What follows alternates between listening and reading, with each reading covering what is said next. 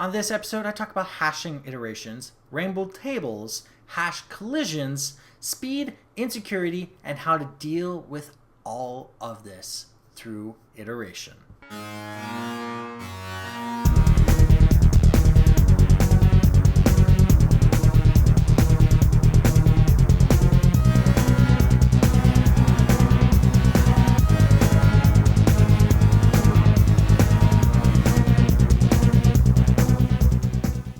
My name is Steve Smith, this is TQA Weekly, and if ever you have any technology questions, comments, suggestions, and or stories, my email is ask@tqaweekly.com. You can use the contact form at tqaweekly.com or the comments box on this page if you're watching on the many websites I post to every single week. Today's topic is all about hash iterations. The show notes are at tqaweekly.com/se4ep02, and this episode is brought to you by ProXPN.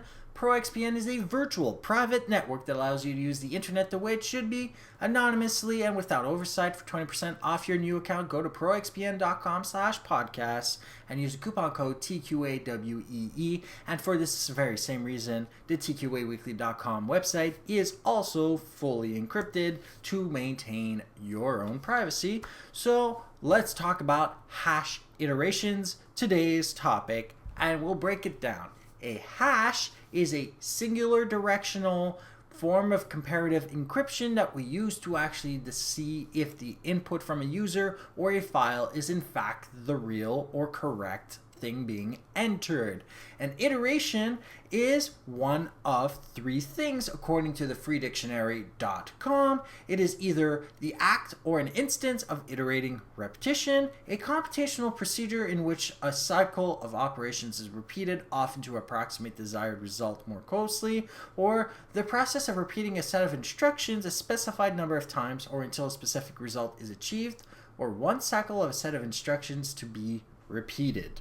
So that is the definition from the freedictionary.com. And of course, why am I talking about this? Well, it is targeted at people who actually code, but I actually like having everybody know about this because sometimes we actually do not know why a website is so fast or so slow. It's not necessarily that the server is slow. It could be that the fact that they take your security much more seriously.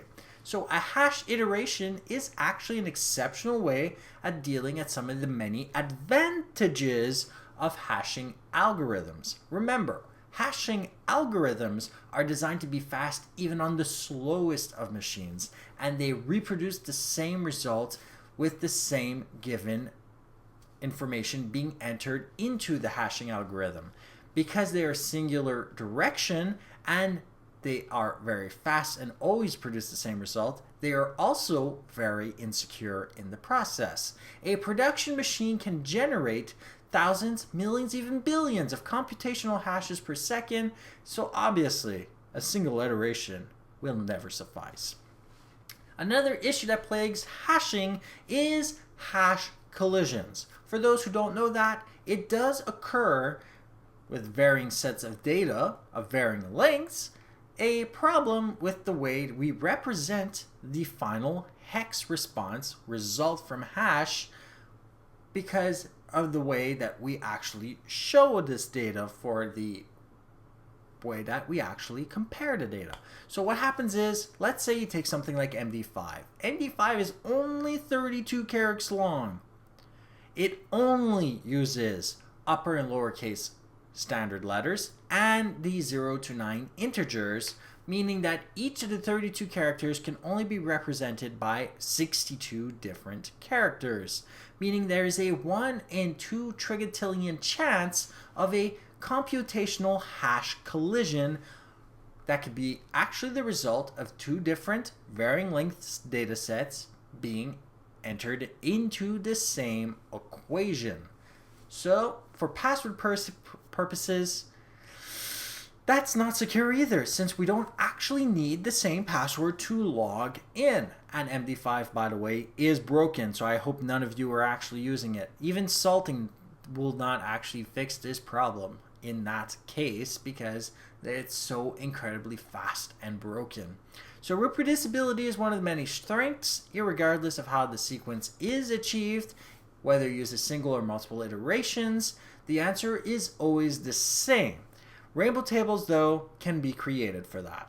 So, a rainbow table is a collection of targeted results of hashes designed for specific password lengths.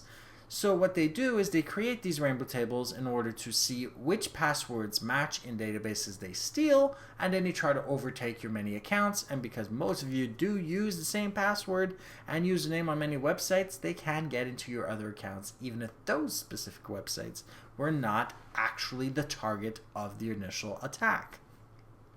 So why am I still talking about hash iterations here? Well, we know they're constant, we know they're fast, and we know that even if you iterate, they will always create the same final result at the end. How do we defeat the rainbow table, the hash collision, and the fact that they are fast? By iterating a massive amount of times. The only drawback is you can accidentally DDoS your own server, so you have to actually take into account your server's speed in order to deal with how much iterations you actually do. So why would we use hash iterations? Well, to be quite frank, they are computationally expensive for the processor to do if you do enough of them one after the other. So if you are talking about a user that has their own unique salt, and you're talking about a higher end form of hashing, 256, 512 SHA, or even better than that, and you have it doing that same computational equation over and over and over and over a significant amount of time, it will take an even more significant amount of time for malicious users to recreate rainbow tables for those specific websites. In that case, that means they'll have to target weaker websites outside in order to actually get at your data.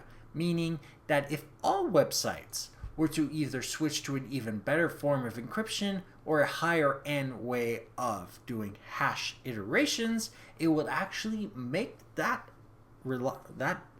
actual reality disappear after a while. And then you'd end up having to brute force all your passwords, and as long as the servers have a way of determining who's trying to brute force and just blocking those attacks, you would end up with a more secure website. Now, a simple way to create an iteration counter script is to loop with a counter that adds one for each loop, hashing the actual equation every single time with the result from the previous loop.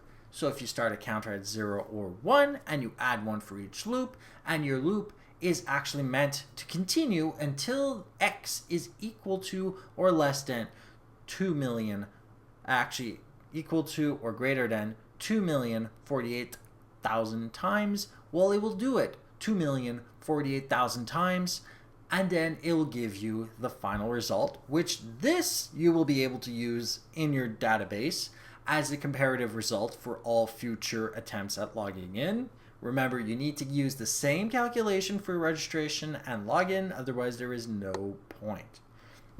So I'm going to put the script on the screen, and I'm going to just say, if any of you are programmers and want to share your own code in your languages, this is PHP 5, obviously, for those who know, you can send it to ask@tqaweekly.com, and I will post it on the same page. Feel free to send me a link to put with it at the same time, especially if you have your own tutorial. So today I talk about hash iterations, why we need it, basically to slow down the attacker's attack, to deal with hash collisions, to deal with rainbow tables, and to make it significantly slower, therefore giving you a more reliable, more secure way of encrypting using comparative results your password on the internet.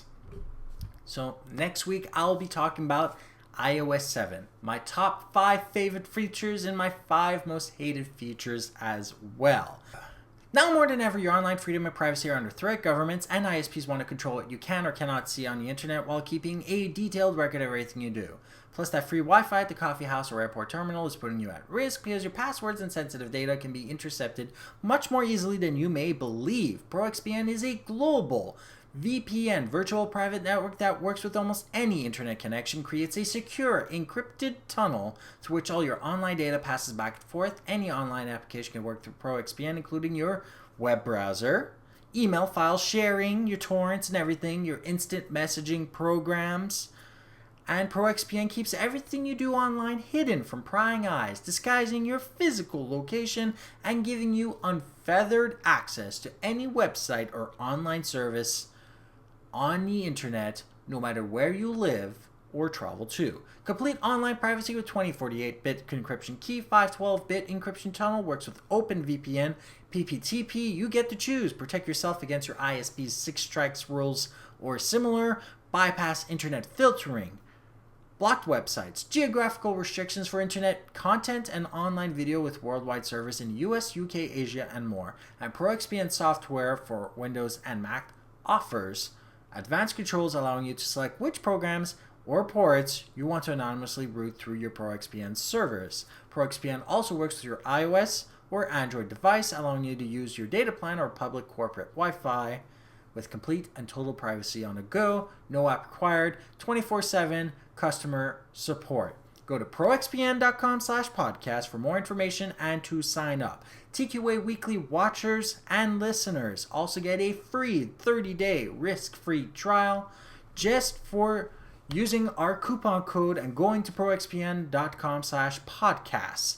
ProXPN premium accounts are normally $9.95 a month, $74.95 for the entire year. We have a special offer. Use the coupon TQAWEE and you receive 20% off the lifetime of your ProXPN account. Thank you for watching, listening, and subscribing, and have a great day. Thank you for listening to TQA Weekly. Show your support by liking this episode, subscribe to get our latest episodes as they come out, and share with friends and family who may benefit from such a show as this. You may send us your questions, comments, suggestions, and or stories to ask at tqaweekly.com. For our show notes, links to our Android application, alternate means of subscribing to our show, and information on joining our weekly newsletter, head over to tqaweekly.com. Stay safe and online, and have a great day.